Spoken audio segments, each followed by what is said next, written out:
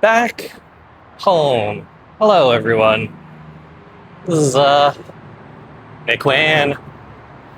Um, I am back from Arizona. I'm back from the Bay Area. Um, to be honest, it's actually a lot more warm now than I typically would expect for this time. In some ways, this is actually the normal temperature. Some of the end of March in more recent memory has been very cold. So this being cool, 40s to 50s, has been cold but nice. I think appropriate for March in Ohio. Enough about me. There's two big questions today. One being the Ben Lindbergh article that came out about signs from the dugout, defensive cards, etc. And I gave a very short response on Blue Sky about it. And I wanted to make sure that people who are interested in my take on it have a longer take. So I'm going to spend hopefully a good chunk of time today talking about that. But second to that, someone asked about WNBA CBA, which was just accepted yesterday, I believe, by the WNBA PA. So I wanted to talk about CBA stuff because the question that was asked was before WNBA PA, the WNBA Players Association, before they accepted it. But I think it's important to kind of contextualize CBAs and how, if you aren't familiar with CBAs, if you're not familiar with players associations and collective bargaining, kind of want to give a primer to that. I think that'd be good, because I don't think we've talked about that in depth. So two really chunky ones. And then, we'll get going from there. Oh my God. They're doing like a deep clean of the park right now.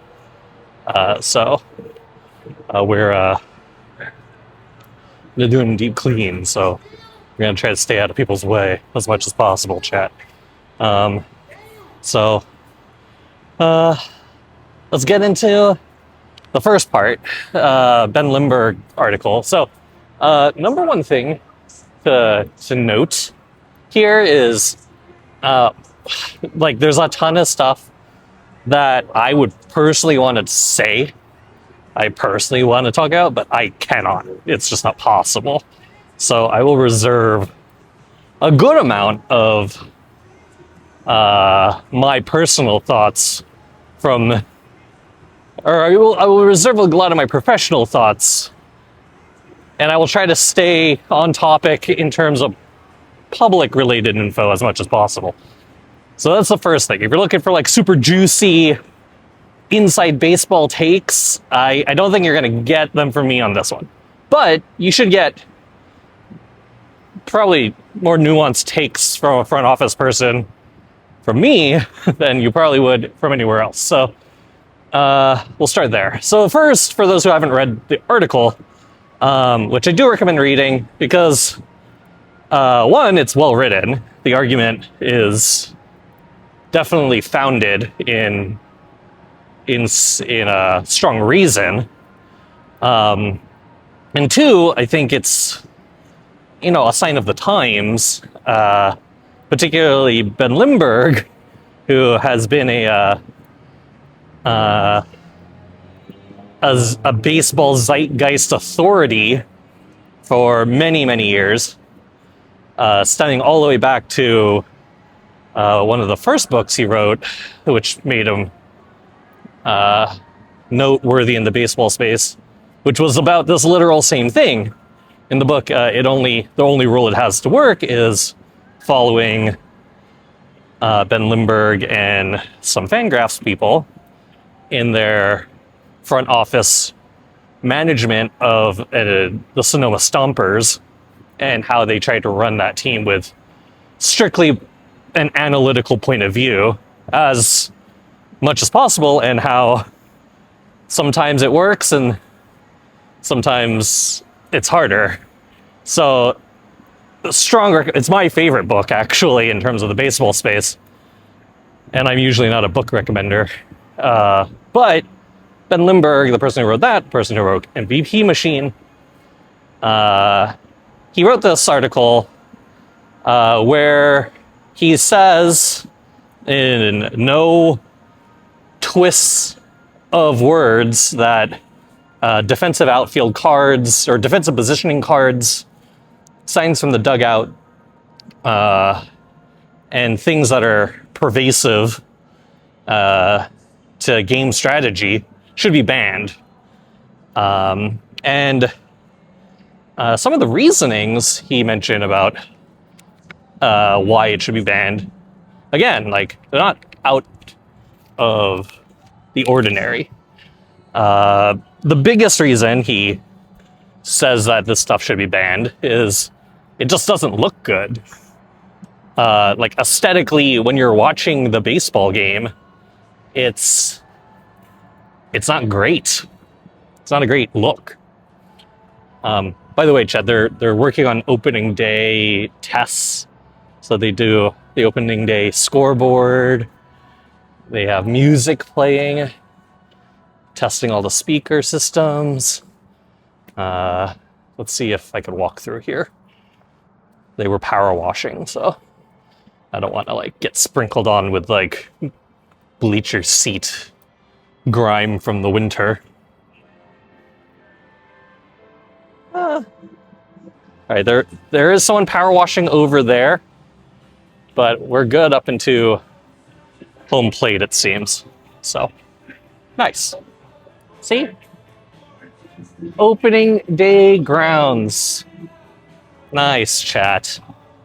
Okay, so some of the things that Ben Lindbergh brings up in the realm of aesthetics, whenever someone says, this is important for anyone out there who wants to go out and complain about anything, if you're going to complain about something, at least have, like, some sort of, sorry, it's also kind of loud here. Maybe I should go back into the concourse. If you're going to complain about stuff, Chad, always have an alternative, right? Just like in science, if you're going to say someone's wrong, well, what's your alternative hypothesis, right? Why they can't just be abject wrong. They can't just be critically incapable of answering whatever question they were trying to answer. You should have, like, some reason why they're wrong, right? So, Ben Lindbergh, of course, gives a lot of alternatives. One alternative to cards, calls from the dugout, etc., is the amount of time you have between innings, the amount of time you have before a game, the amount of money players are getting paid in order to be professional baseball players. These are all things that should equate to them learning more about that side of the game once they are exposed to more information. So rather than having a card that tells them where to line up, they should just memorize where they should line up, right? Or in the cases where they are going to use mound visits, optimize mound visits more effectively. Tell people where they need to line up, tell people what they need to do, as opposed to telling them to reference their cards or reference any of the dugout material. So,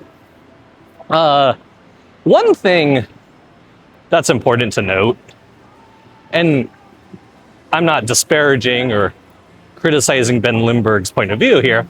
Like I said, he has worked in baseball, has been around baseball long enough to know the speed of baseball during a game. And sometimes that speed is a factor, right? things do get fast. It feels faster when you're playing the game, in the game, making decisions within the game. It's hard to like clear your mind, so to speak, in order to like be the most athletic, be the best athlete at your position. If you're also having to cognitively adjust for all of these other things, having a cheat sheet helps eliminate some of that burden. Now, Ben's argument here is, well, you're paying them to do this. Like, this is a part of being a pro, and this is also a part of being the best. Like, those who have to rely on cards more often, more frequently, are probably not the best. And whether or not you want to make that argument, I'd say it's up for debate, because right now there is no rule being put forth about cards and banning cards or anything. There's no rule being put forth on what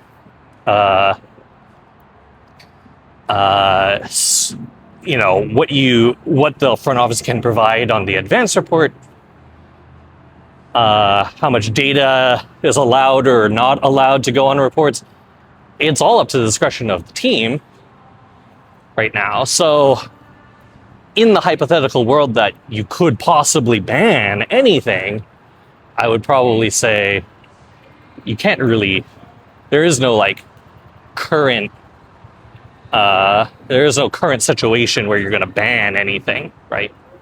So if you're not going to, if there's no rule, this is just like a hypothetical, this is just an exercise, this is just a thought experiment, then what are we actually arguing about? And I think at the end of the day, the argument is fairly simple.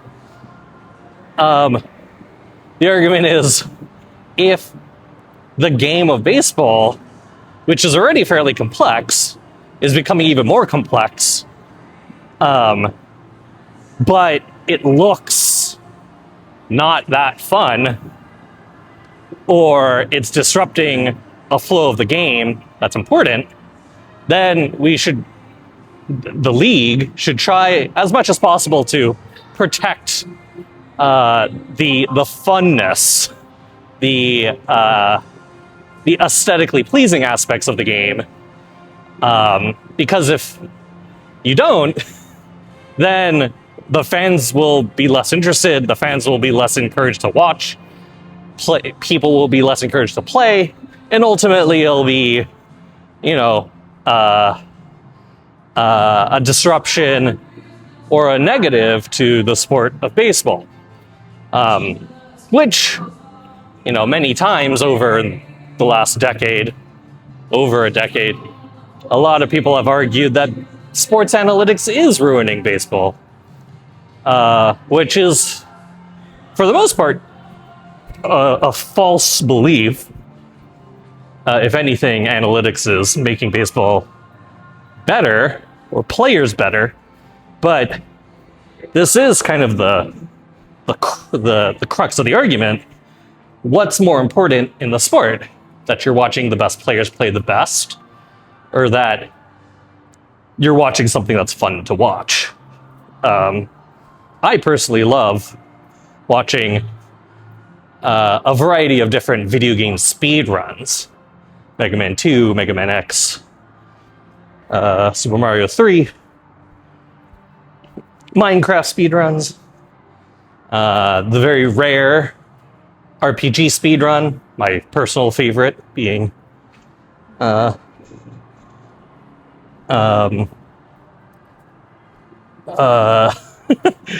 Earthbound speedrun 100%, which is a very long speed. It's like a 6-hour speedrun. So there are many different speedruns that I personally enjoy, and watching people be so precise, being able to manipulate things in a game, bend the video game to their will, I think is really impressive. But I know for a fact that the vast majority of people who would watch a speedrun would be like, what is this? This is boring. This is dumb. And it wouldn't be exciting for them. It wouldn't be fun. It wouldn't be entertaining.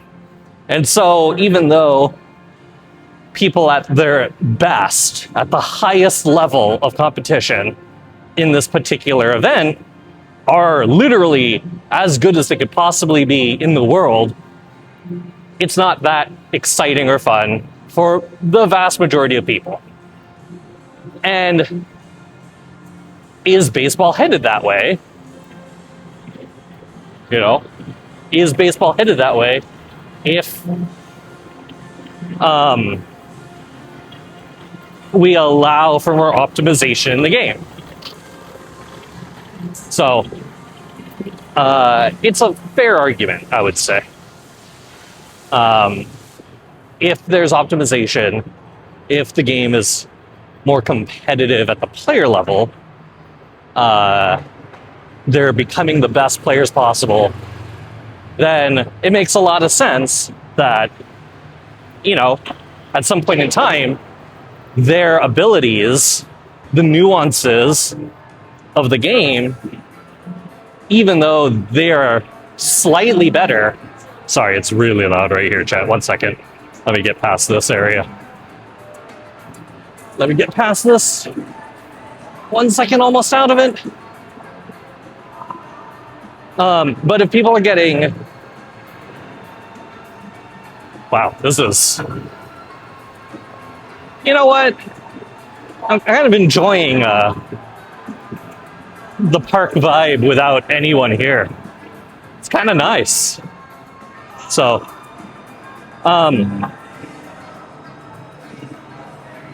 anyway,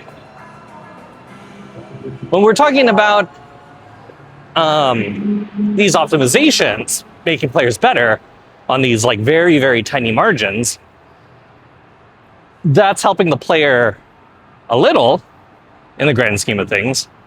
But is that disrupting the aesthetics of the game a lot?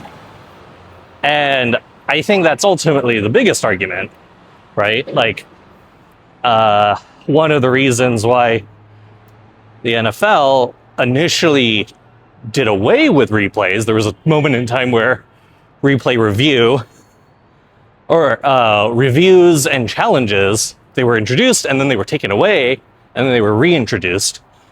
And one of the reasons was this reason, like, you're delaying the pace of play, you're jeopardizing really interesting moments that typically would have been, you know, these moments in the game that we've grown up to love, and now we're kind of delaying them or making them worse in some way with the NFL challenge systems. So once they fixed some of the rules, they reintroduced it, and now not only is it a large part of the game, but it's also like a strategic part of the game. So thinking about baseball, Ben Lindbergh brings up positioning cards. Player pulls out a card to see whether they need to line up for a particular hitter. There was the argument for and against calling pitches from the dugout. Most infamously at this point, or maybe famously, he mentions Alone, who used to be assistant pitching coach here at the Reds, and Alone for over at the Marlins at the time. He was calling pitches from the dugout. And then you had new coach, new manager in Tony Vitello? Tony V? Former former Tennessee manager, and now Giants manager. Largely, they would call pitches in college from the dugout. Now, you don't. So there's a mix, right? There's an adjustment for some. there is something that's happening in college levels and that, doesn't happen at the pro level. And this isn't the first time that's happened, right? You could go back 20 years and see that NFL didn't adopt a spread offense until like 5 or so years after it had been completely the meta in college football. So it's not the first time or the last time that perhaps college competition is doing something innovative that professional competition hasn't caught up to yet. So you do have like some of these things where, maybe people are doing it because it's better, and it doesn't really matter to what the fan experience is when you're just trying to win games. And how much is this really taking away from the fan experience? Like, people are still going to Tennessee baseball games. People are still going to Arkansas baseball games. People still want to see, pitchers at Wake Forest go crazy. So how much is this disrupting the collegiate level, as opposed to like if we perform those things at the major league level? How much of a disruption will that be? And it's hard to say. Right now, I personally don't think that there's much of a disruption at all. Like, are you actually noticing in the outfield when a guy takes his hat off, looks at the card inside his hat, and puts it back on? Like, do you even notice that happens? So, and for those who do, why is that the thing that, like, we're angry about? So one side of this is like, it's disrupting the game and it's making the game less watchable.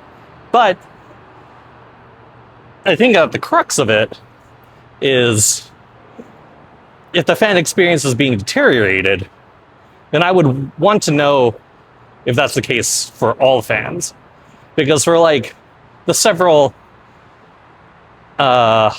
people that I've heard bring this point up, they are beyond the regular fan. Now, it's possible that the regular fan versus the super fan is its own difference, right? Like, we shouldn't just ignore super fans simply because they aren't a majority, and rather, like, we want to keep engagement at all levels as high as possible. But it is an interesting take when the pervasion, so to speak, of tech and analytics is not only so large, but the amount that gets covered and the amount that we have to expect players to learn is still, in my opinion, more than what most people, even the super fan, even the person who's been very, very close to the inside, would say, in my opinion, I would say they don't know how much they're asking of players when they ask them, oh, just do this. Just memorize where you need to be. Just use your time more efficiently during the game. You would be surprised to hear and see how much stuff they actually do have to do before a game, which includes a lot of this already, right? So I do like to think that pushing back on the idea that they don't have time, or that they do have time and they aren't using it efficiently or effectively, is somewhat of a, straw man argument. Like, your assumption is that teams are being ineffective or inefficient within the game, and that's a good place to be effective. Where there are inefficiencies, make them efficient. But what if I said they're already efficient, just in ways that also require more time and are hidden from the field, right? Like nutrition, hydration, tech in between innings, that they're using not in the dugout, right? They're going into the clubhouse to use as regulated by MLB. So there are many things that they're doing that are already very efficient in terms of time. I've seen players execute efficiency to literally the second. Some players, I'll definitely hold this information as anonymous info, but some players are so efficient with their time. They literally know within no more than like a 10-second plus or minus what they need to do, where they need to be, how long something should take. They will know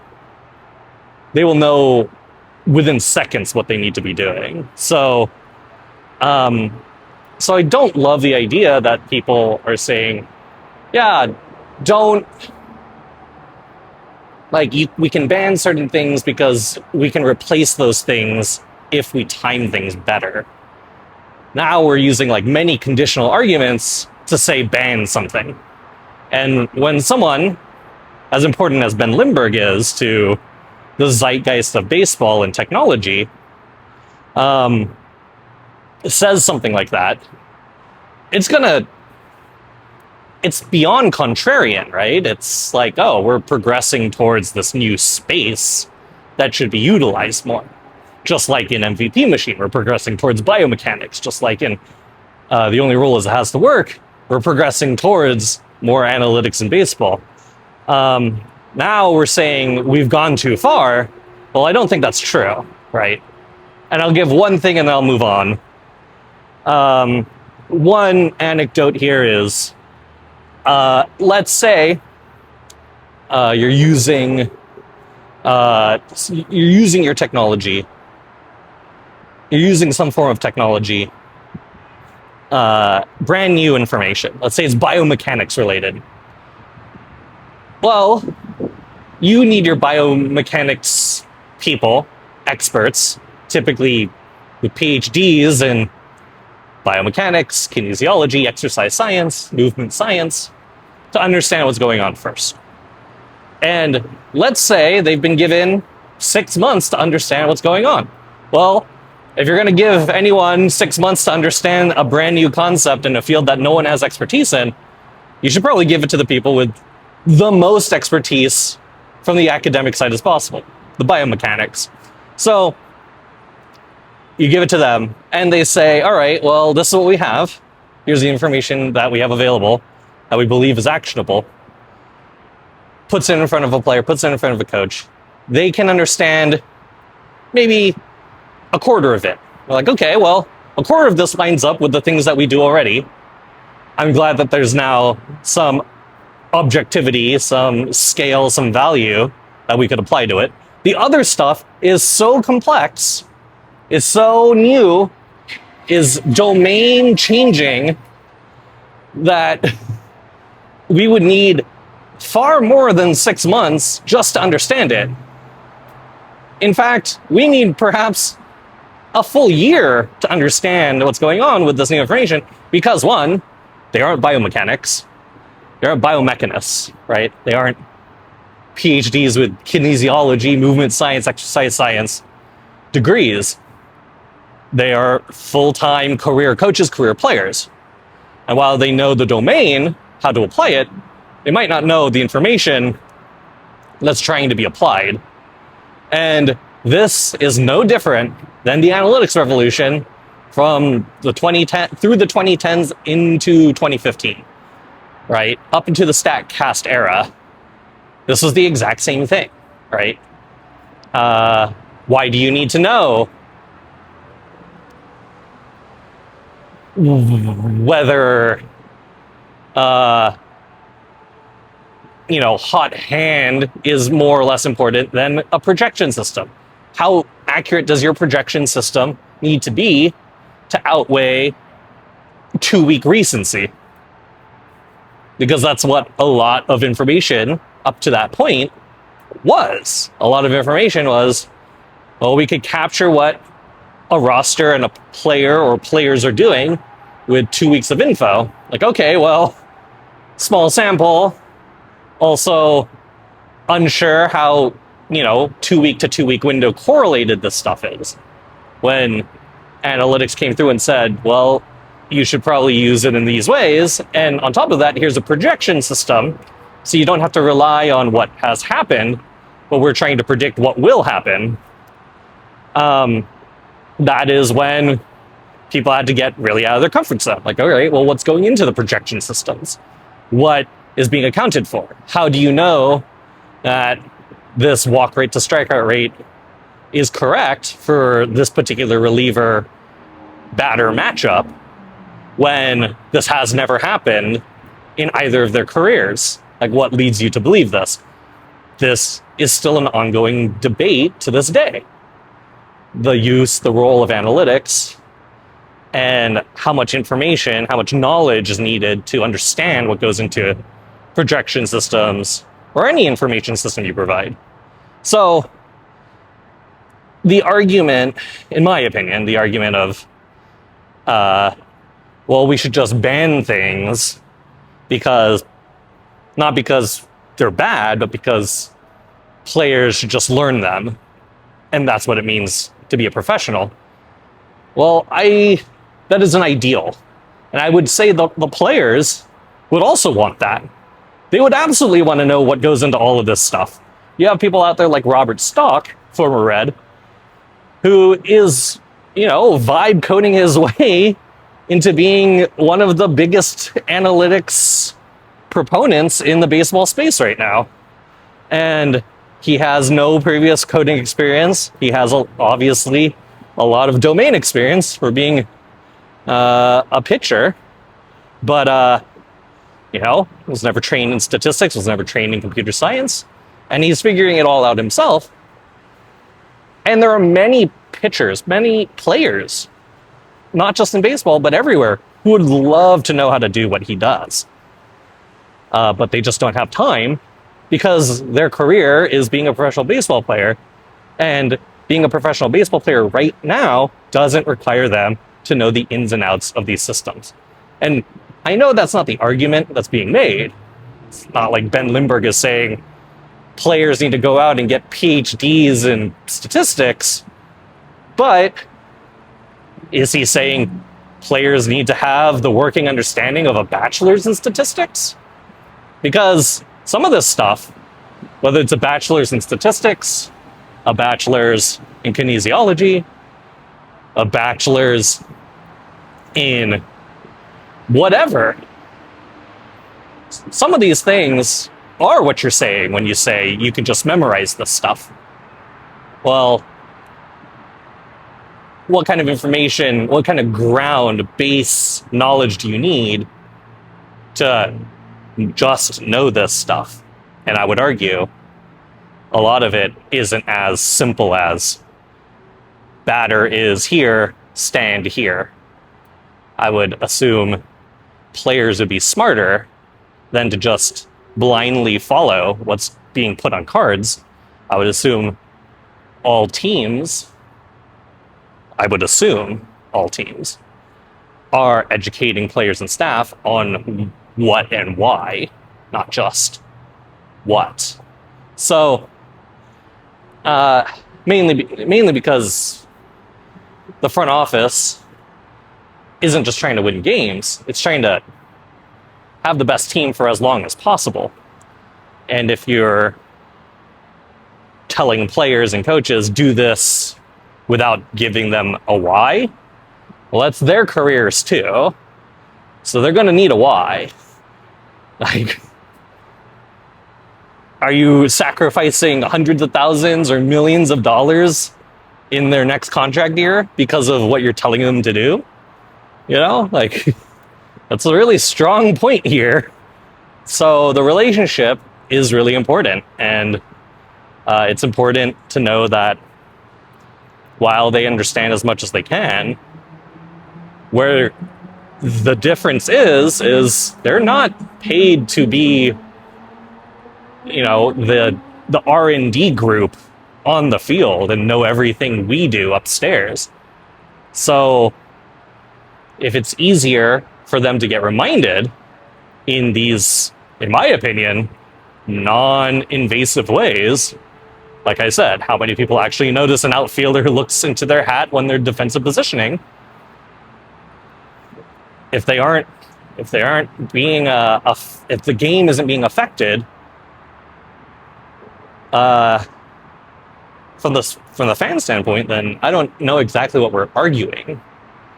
And so, for those who do feel their fan experience is being affected, I'd love to know, but in my opinion, I don't think it is. So, all right, I'm gonna call it here because it's 35 minutes and I just done this one question. I will do another pod, and I will release that other pod tomorrow morning. And I'm going to do it right now. Bye, chat.